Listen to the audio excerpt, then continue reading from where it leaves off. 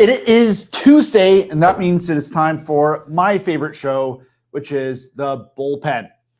And today we're going to be covering the KPIs that you need to be watching every single day as you help scale out your sales team and make sure that the sales team is being successful. So I'm going to be sharing our internal KPIs, what we've done in the past, what we're looking at now, and why they're important, and which ones we kind of were watching before and we don't anymore. All right, so this will just be like behind the scenes of exactly the metrics that we're looking for in our sales team. And if this is your first time tuning in, welcome. We just started doing these shows, and I'm having a lot of fun doing it. And because on the other side of this wall, we were building out our $1 billion sales team, and it's a whole lot of fun. So if you are looking for a place to land, let me know. We're looking for sales killers. So what do we look at with our sales team in terms of KPIs? So first, let's just back up a little bit and just really figure out where the sales function lands in the whole process, right? So we really have three different chunks here in the sales process. So we have lead gen, we have the sales function right here, the conversion, some people call it, and then we have fulfillment. Right. So first of all, with lead gen, you have to get the attention. You have to generate the lead, have somebody who's interested in your product. Then you take that interest and turn it into a paying customer. So that's the sales conversion side. And then you have fulfillment. Now you actually have to do what you say you're going to do and fulfill on the service that the person's purchased. Today, we're focusing on the KPIs for the sales, the conversion aspect, the sales side. So what makes a good salesperson? That's a loaded question and a half, right? Because a lot of people will say personality, some people will say training, some people will say persistence. In my opinion, because like we've been doing this for a while now, we've run virtual sales teams. We're now in person. I think the best of the best salespeople, they just have what I call closer swagger. You just know within a couple days, this guy's a killer. Right? It's just that it's that intangible X factor that they just exude, and this guy's a killer. Now, your average salespeople, which is going to make up 80%, 70% of your team, because you've got the bottom feeders that you're going to cycle in and out. But your middle chunk of your sales staff, they're not necessarily going to have that intense closer swagger. But they have to have confidence. They have to have a knowledge of the sales process where they're going. They have to have the personality. They have to be able to really get into the nuts and bolts and the nitty gritty with the prospect. They can't be afraid to ask questions, because what happens is if you start selling in a way where you're hesitant, I call that selling scared. And you will never be successful doing that, because the prospect, the person at the other end, they pick up on something not being right. I just did a call review this morning, and that was a new person starting out, and on the call they asked for the sale, but they did it in a scared way, and it just feels wrong, right? So you have to have that confidence and that approach. But now you've got your killers, you've got your average folk, and then you've got the bottom feeders that you're going to cycle in and out. But how do you manage them? Like, what are you looking at?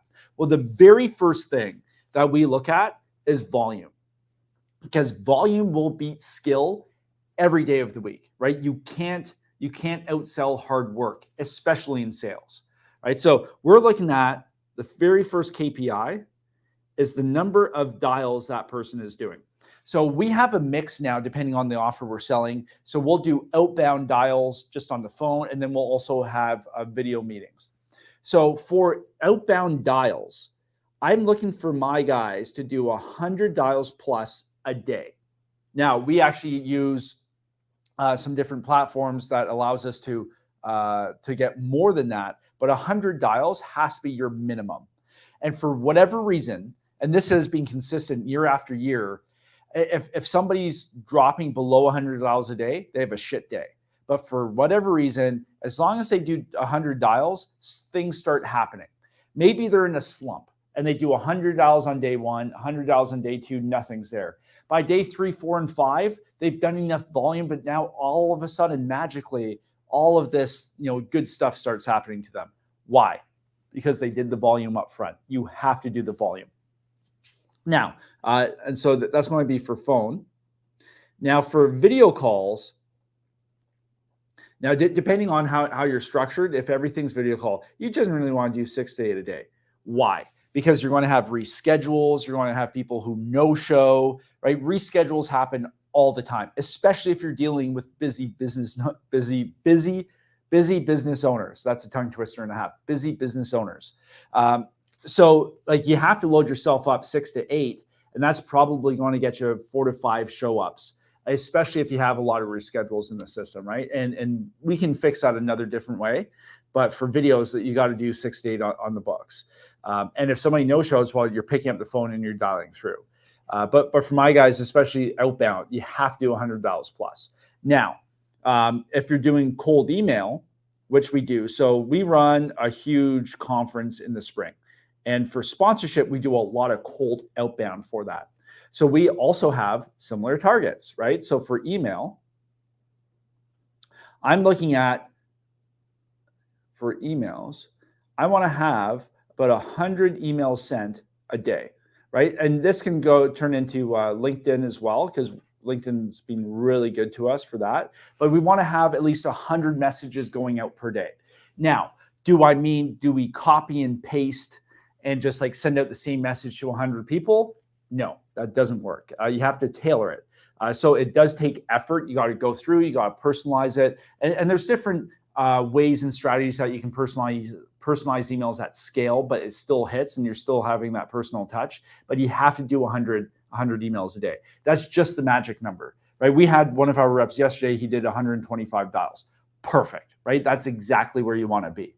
But for emails, same thing. If you're running your funnel, hey, you're sending out cold emails, cold LinkedIn requests first, and then you're getting some interest, and now you're going to take them to a phone call, perfect. But you got to do 100 a day. Like, absolutely. So that's what we're doing in terms of outbound volume. It's all volume, and you have to have over 100. Now, what happens once we do the volume, right? You're going into the marketplace and you're just spraying the market with your message and your outbound attempts. Hey, this is what we do. Are you qualified? If so, let's talk. Perfect. Now you're going to set the appointments. We're going to start looking at some different metrics, some different KPIs to make sure we're on track. Okay. So the one thing we want to look at is talk time. And this is for the reps on the phone. Obviously, there's no talk time on email, but for talk time. So we have, let's call it an 8-hour workday. Okay. And you're going to do a company meeting every day, maybe half an hour, you got lunch, whatever, but we've got 8 hours in a day. And this is where sales efficiency and your reps efficiency really plays in. So it's very, very, very common. So common for a rep when they first start out or with another company, another team, they'll have an 8-hour day that they're working, but we look at the talk time and it's 2 hours or it's 2.5 hours. This is so common. And now you have a discussion with the rep and you're just kind of analyzing what they're doing. So, okay, well, walk me through, like, what's your day? Oh, well, I'm researching all of these people before I call them. Or, oh, I have to clean my pipeline before I dial. Or, oh, I wasn't sure if I should call this person or not, so I looked at their website and doing all this stuff. What is that doing? That's bogging down your system. As the rep, once you're on the phone connected with somebody, your rep can very quickly ask those questions. You don't have to do research. You just have to pick up the phone and dial. So what happens is you look at a typical rep coming in, and maybe they're doing 2.5 hours of talk time a day. What's happening for the others, 6.5 hours in that day? Non-productive work, because that rep, the only way they're producing revenue is if they're getting on the phone with somebody, right? So the whole day has to be spent either trying to dial somebody or speaking with somebody. That's how they're going to make money, and that's how the company's going to generate revenue. So what we have to do is we have to eliminate all of those distractions and reasons why they're not on the phone. Because realistically, like if you're putting in a solid effort on the phone and you've got an 8-hour day, you should have talk time of what, 5 hours if you're actually sitting down and dialing. Now, with talk time, there's different platforms that do it differently. Like sometimes they count the ringing not as talk time. Like as long as the phone's ringing or you're talking with somebody, that's good in my books, right? So you have to be productive in that sense for at least 5 hours a day. And then you've got, half an hour for company meetings. You're going to run to the bathroom, take a quick break here and there. Like it adds up. You got some admin, some follow-up, perfect. But during the day, your talk time KPI is 5 hours, right? 5 hours. Because if not, what else are you doing? You don't have to do a whole bunch of research. You just have to pick up the phone and call. And then you ask a couple quick questions. Now you're oriented in the sales call. So talk time is huge, right? So as we're breaking down on the phone, we've got talk time. Now we're going to have connections. So everybody's going to track this differently, but a connection is how many people actually picked up, right? How many people are you connecting with in a day? Now this isn't a conversation, this is connections. Why does this matter? Because if you're dialing through a list, like what we had a list we were experimenting on, and the connection rate was abysmal. We had $100 go out and maybe like 5 people connected out of the $100. Abysmal, right? So now we can take a look at the list and tweak some things, change some things, and improve that connection rate. Because if your rep is dialing all day, and they're only getting 2 people that pick up, well, the list needs to get scrubbed because that's not a very good list. Maybe you're being marked as spam. So now you have like a tech issue if you're using some virtual numbers or your platform sucks, something like that, right? Or maybe the time of day you're calling is wrong for your demographic and your avatar. But you have to track these stats, these KPIs. So now you can do the troubleshooting and the analysis later on. You have to track it because if you're not tracking these numbers and your reps are calling and they're not making sales, well, you're not sure if it's a rep, if it's whatever. But if you're tracking this, it's very, very clear. So you're gunning for talk time. So you want 5 hours of talk time because that's an honest day's work on the phone, right? 5 hours. How many connections are they getting? And I'll kind of tell you how this breaks down as we keep going, right? And then we're going to track convos. So how many conversations are you having? So for me, what we do internally in terms of tracking conversations is how many people are you legitimately talking to, and you get into discovery. So discovery, if you haven't watched the previous episodes, is where it's fact finding, right? It's where we're asking questions to learn more about the prospect to see if we can help them or not. That's what discovery is. So as long as we're getting into discovery and we're having a real conversation, it's not just somebody being like, yep, I'm busy, call me back. That's not a real conversation. It's like you're going back and forth, they're engaged, you get into discovery, perfect, that counts as a conversation, all right? And then you want to track the number of pitches that you're going to make. So how many times do you make an offer for, you know what, let me erase this and I'm going to write it all again at the top because I'm going to run out of space. So we got talk time, and we got connections, and we got convos, and we got pitches, and we got sales right up here. Perfect. Okay. Let me erase this. Okay, so for talk time, we're looking for 5 hours a day. And you know what? Some days, and then here, let me put dials here too. And some days, you know what? Some days are just going to be a crap day, nobody's picking up. Well, then we look at dials. Well, how many dials are you doing? You got to be 100 dials plus a day, or 100 LinkedIn messages a day, 100 emails a day, whatever it is. But it has to be over 100. But we're really gunning for that 5 hour talk time rate. Now, connections. How many times is somebody actually picking up the phone and saying hello? Right? A real person picking up the phone. That's the connection. Convos. How many real conversations are we having? Pitches. How many times do we actually present our service or our product and ask for the sale? And then sales. How many times are we converting? Now for us, in terms of, I'll use our conference as an example, right? Every day, like we're doing $100 plus a day. We've got our talk time in a good range, right? We're probably getting 12, where is it here? Convos are going to be, convos, so that's going to be 8 to 12 qualified conversations a day, right? Connections, we're going to be like 12 to 20, generally speaking, right? And pitches, that's going to depend, but usually we're in that like 6 to 8 range. And then sales. So my reps, like we're looking for like 3 orders a day. And our average number of tickets per order is 1.7. So that's like with our conference, we're selling, 5 to 6 kind of tickets a day. Though our top rep is doing like 8 to 12, but like an average person, right? So we're looking for 3 orders a day. So that's a real breakdown in terms of our real offer in doing outbound. So we're doing $100 plus, getting 12 to 20 connections. So the connection rate for this offer, like it's pretty good. Like we're doing a lot to make sure that's hitting, right? The conversations out of those connections, right? Because you always get people who aren't qualified right off the bat. You don't even get into discovery. Like they just hang up, whatever. Pitches, and then 3 orders. That's what we're looking at. Now, in terms of other offers, like it all depends. Like right now we've got our Conference Accelerator program, which is where we help conferences scale. That's what we're doing. So an event will come to us.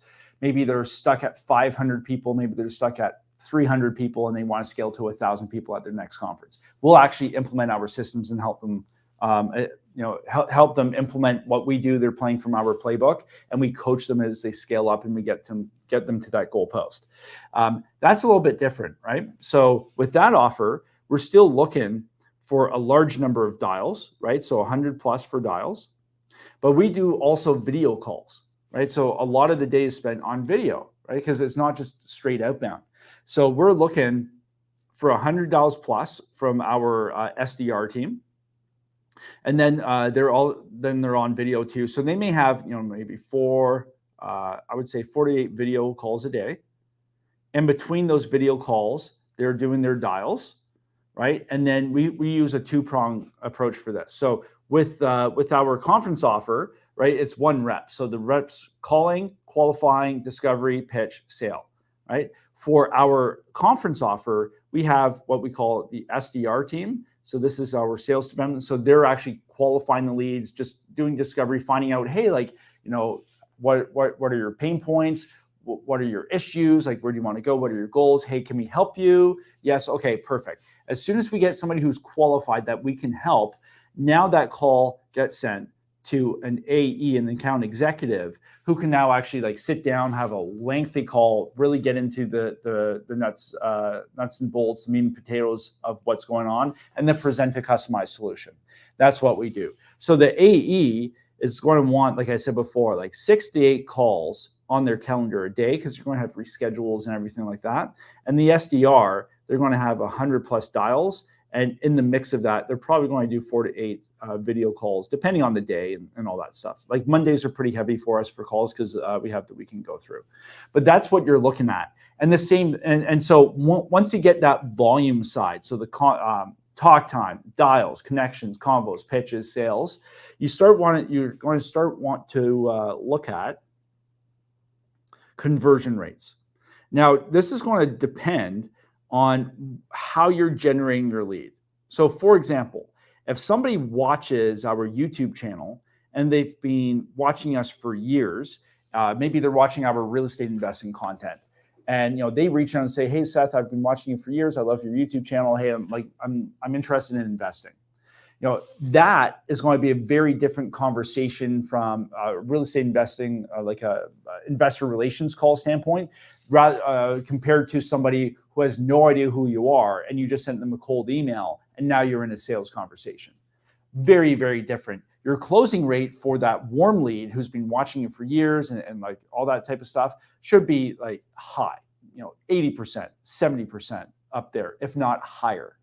Now for a cold lead, where, for instance, with our sponsorship team for the conference, and we're doing a lot of outbound volume, right? And we're just having people on the phone. They've got no idea who you are. We have to earn our time on the phone with them, deliver value, and then have a conversation.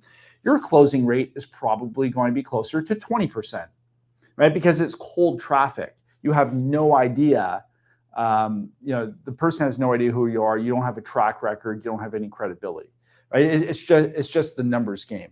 So for warm, and then we got cold. So a warm lead is going to be somebody who's like watched your content. Maybe they're on your list. Maybe they're a fan, a past customer. You're batting. You should be batting as close to 100% as you can with this, because these are the best people to talk to on your list. Now, in between is what I would call an inbound lead. So for us, like we do a lot of online ads. So we'll generate the lead. So we have a message out there. Somebody watches it, they click, and then they'll opt in. They'll say, "Hey, I want some more information." Maybe they book a call with us, something like that. They're not necessarily warm because they haven't been a lifelong fan. So they're not a hot lead, but they're saying, "Hey, I'm raising my hand. I want to get some more information. I'm curious about what you guys are doing. Tell me more." Right? So that's kind of in the middle. And then you got cold. So that would be cold calls, cold emails, like unsolicited type of stuff, like, "Hey, do you have this problem?" And if you're generating a lead this way, it's all volume again, like 100 emails, 100 LinkedIn messages a day. And then of those qualified people, you should be closing about 20% of those qualified people, not total outreach, because that would be insane.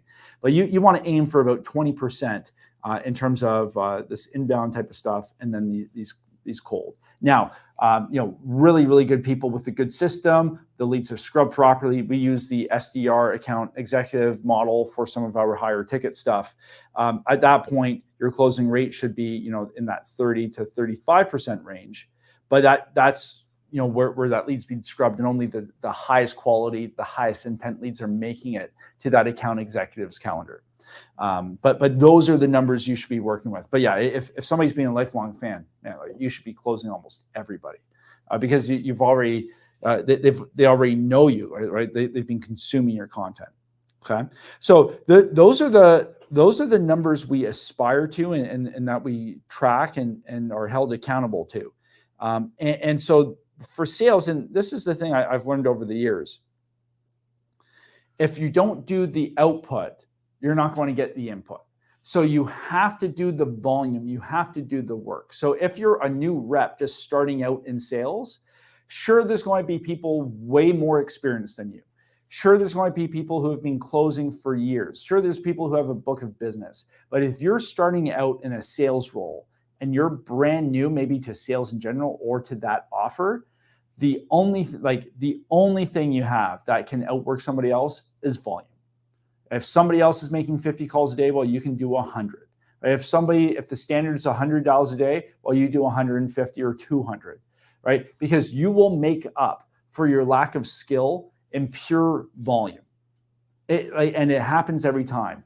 We've got one rep. He's been with us about 6-7 months. Like, he came in and he just outworked everybody else, hands down, like 3-to-1 ratio. And what happened? He became the best guy for that offer. Why? Because he had more at-bats, because he did way more volume. So he basically eclipsed everybody else on the team because of his volume. You don't have to be the most talented salesperson. All you have to do is get more people on the phone. Now, once you are doing that volume, like I said, and you're having those combos and we're tracking those KPIs, well, now we can start training for process. Hey, on these calls, let's try and get your closing rate from 15% up to 17%. Then we'll move from 17 to 18, 18 to 19, then to 20. Then we want to get you to 25, then to 30%. That's the training, that's the coaching aspect of this. But at the bare bones minimum, it's all volume. So if you're not doing $100 a day, if you're not doing 100 cold emails, 100 LinkedIn messages, well, what are you doing? Are you even putting in a solid 8 hours of work? Because you can do a lot. If you're focused, you can do a lot of volume in 8 hours, right? You can talk with a lot of people, but most people don't. They get distracted, and their actual output is what? 2 hours, 2.5 hours a day.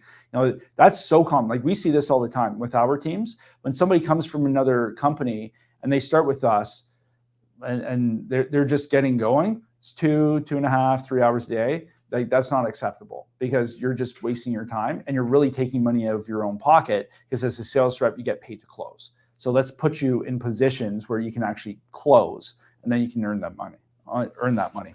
So I hope this was helpful in terms of KPIs and everything we're tracking in terms of the sales team, right? So you got number of dials or cold emails, you got conversations, you got qualified calls, right? That get into discovery. You got pickups, like how many people are answering the phone.